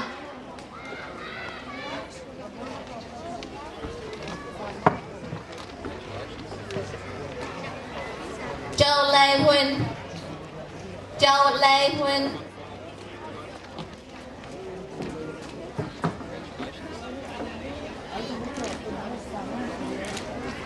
Xuân Thanh Hà, Thúy Lê Thị Trân, Oanh Thị Huynh,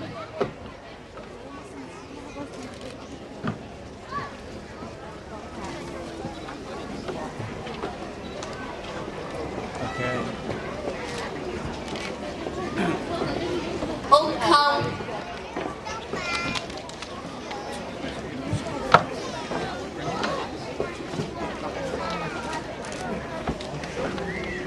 Ngọc Yên Lam.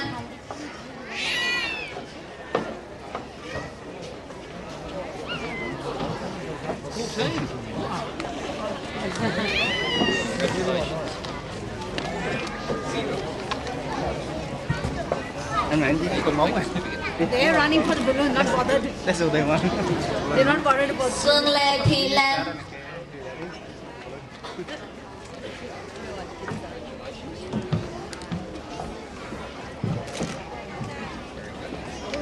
Thị Kiều Lan.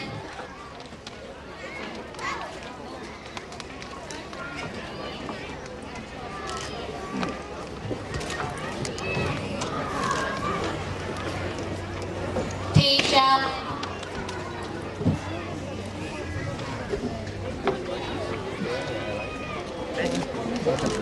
Thị Tu Lan.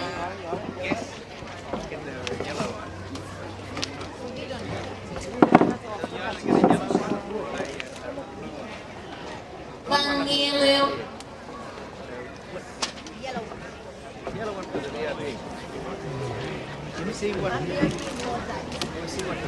Hồng Mai.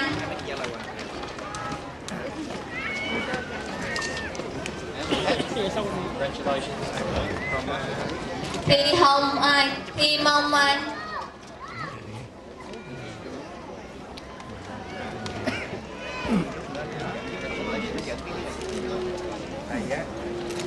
Bích Trâm Nguyên.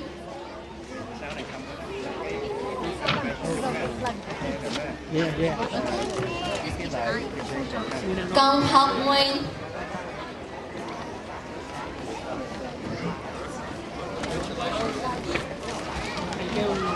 Kim Luy Nguyên.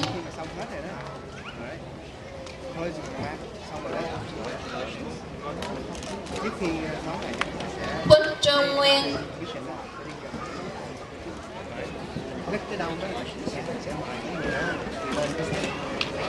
Thị Bạch Tuyết Nguyên.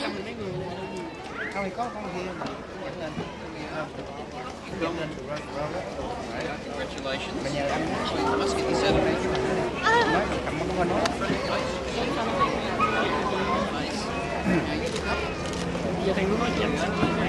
Thị Truyền Nguyên. hôm nãy có nói cô ảnh rồi mà tại thành nói ảnh rồi mà Thị Đạt Nguyên.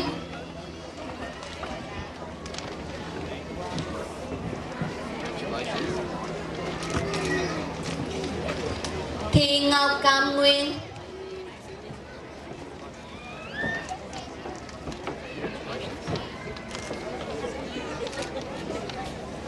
Thị Quang Nguyên.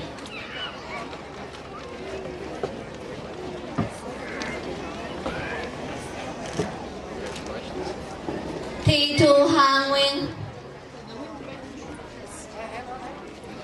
Thị Thu Hà Nguyên. Hello, I'm very well, and you? Camera? Yeah, that's it. Very good. Thị Thu Thà Nguyên.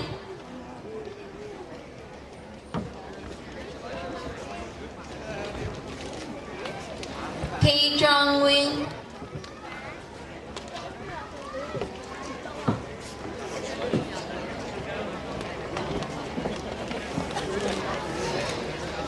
Thị Tuyết Nguyên.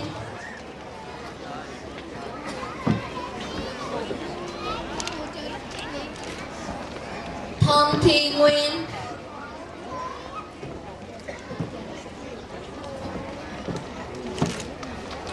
Thị Xuân Phạm.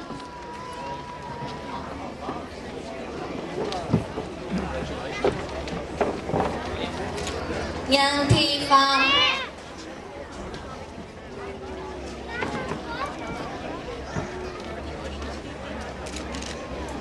Ngọc Oanh Ta.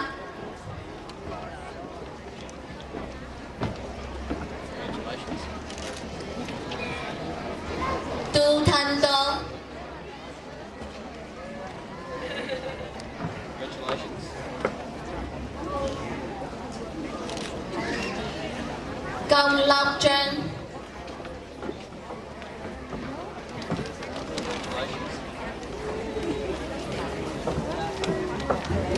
Trần Hương Trân,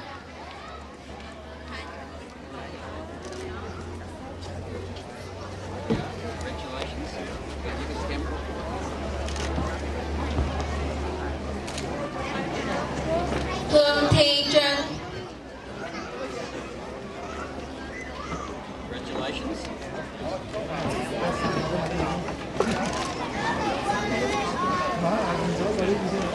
Hoàng Đại Trân,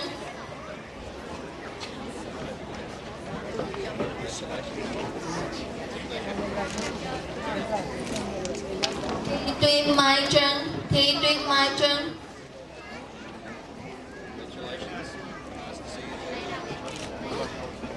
Thu Trang Trân,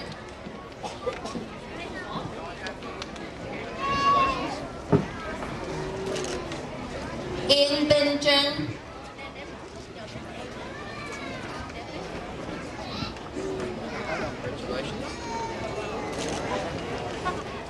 Loan Thị Kim Trân,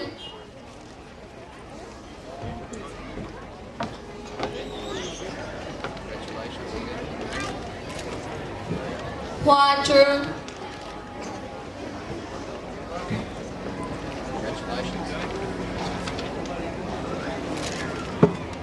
Trí Đăng Trương,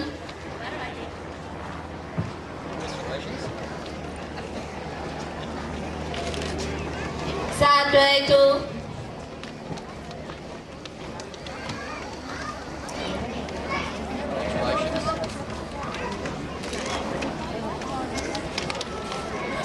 Thuần Thủy Vô,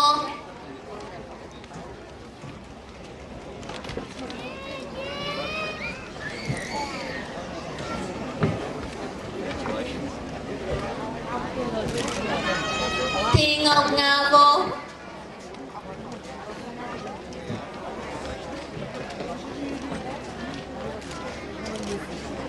Thị Hồng Phương Lê,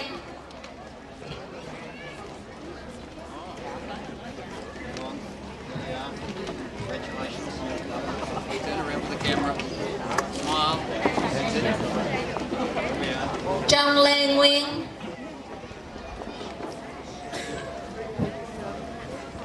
Two more to go. Congratulations. Thị Mỹ Lan Nguyên,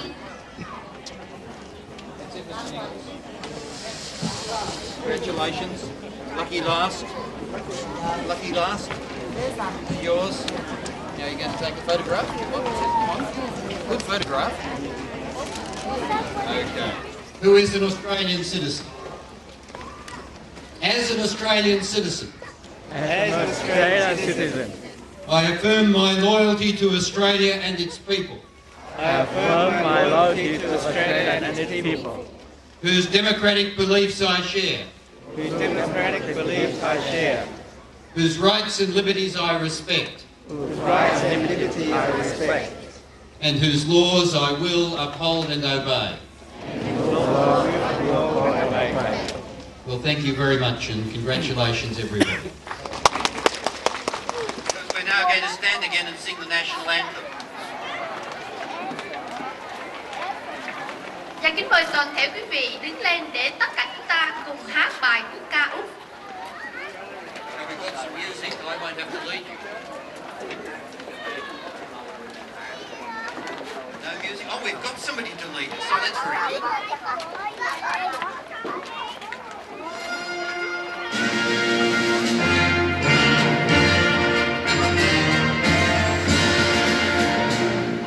Australians, oh let us rejoice, for we are young and free.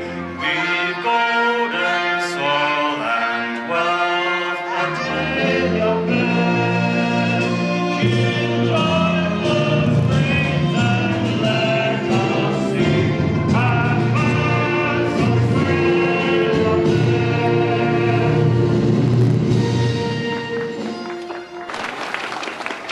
Would you please welcome Miss Vũ Thị Kim Loan and Vũ Thị Hồng Nhung.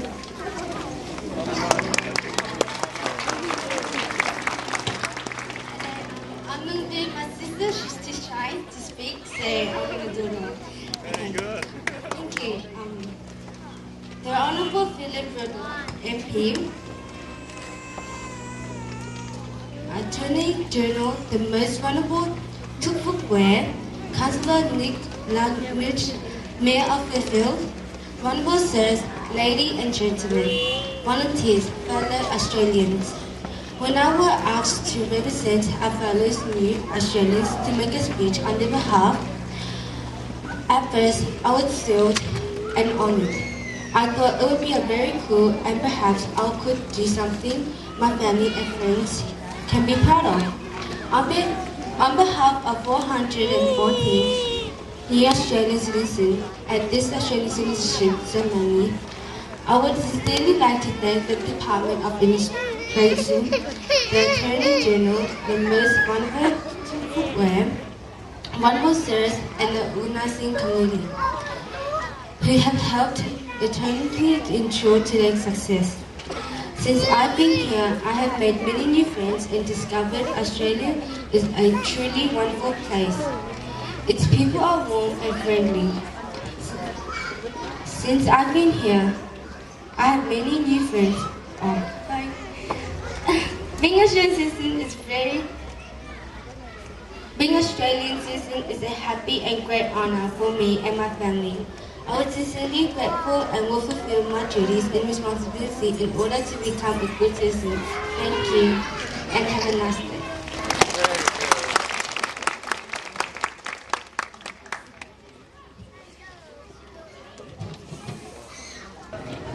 And now is the concluding remark by Venerable Phước, representing the Phước Organizing Committee. Kính thưa quý vị, sau đây là phần cảm tạ của đại diện ban tổ chức tại chùa Phước Huệ. Trân trọng kính mời Đại Đức Thích Phước Đạt.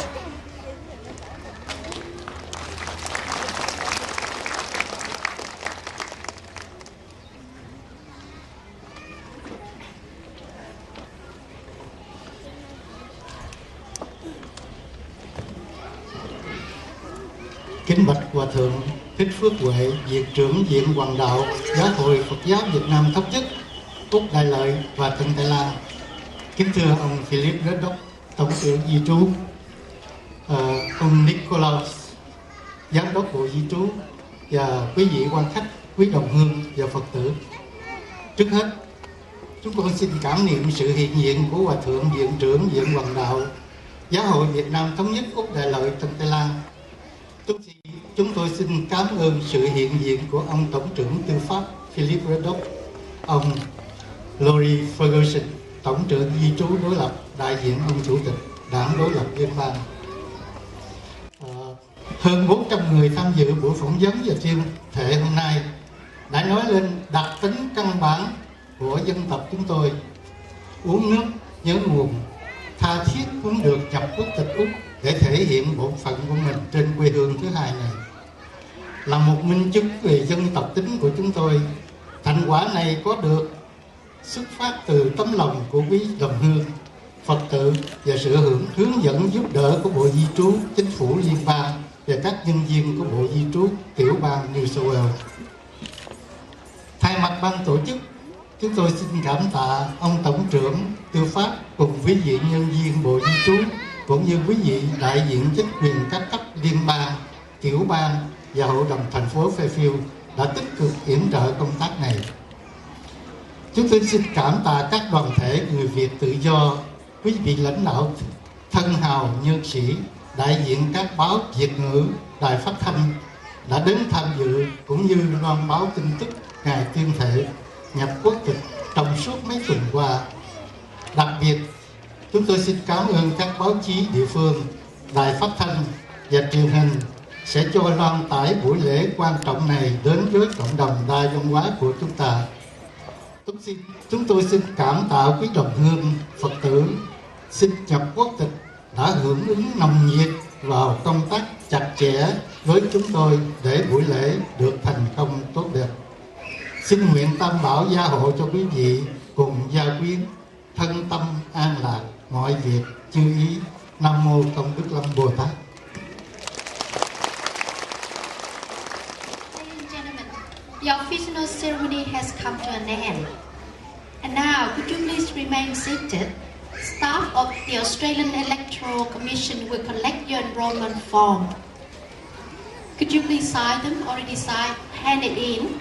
They will come to collect you from row to row. And after you hand out your enrollment form, could you please step forward to the step of the Buddha hall here to have the opportunity to take group photo with the presiding officer and the official party. Thank you for your cooperation. All the volunteers, please direct the new citizenship to have group photo. Kính thưa quý vị, xin quý vị ngồi yên tại chỗ. Các nhân viên của Ủy ban bầu cử Úc Đại Lợi sẽ thu trở lại đơn ghi danh bầu cử của quý vị. Cái đơn màu vàng mà quý vị đã ký. Và một lần nữa xin nhắc quý vị, trong chứng chỉ quốc tịch xin kiểm soát tên và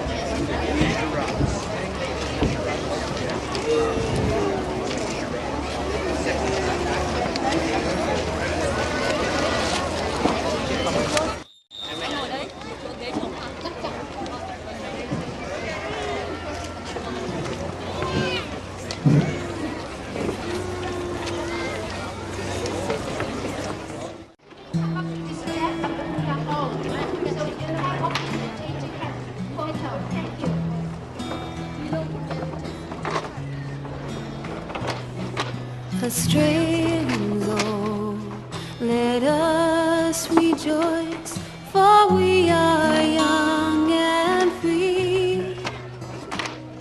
We've golden soil and wealth for toil. Our home is good by sea. Our land abounds in nature's gifts of beauty rich and rare. In history's page, let every stage advance Australia fair. In joyful strains then let us sing, advance Australia fair. Beneath our radiant Southern Cross, we'll toil with hearts and hands to make this commonwealth of ours renowned of all the land. For those who've come across the seas, with boundless plains to share. With courage let us all combine to advance Australia fair. In joyful strains then let us sing, advance Australia fair. In joyful strains then let us sing, advance Australia fair. Đếm lần nữa đi chị, đếm lần nữa.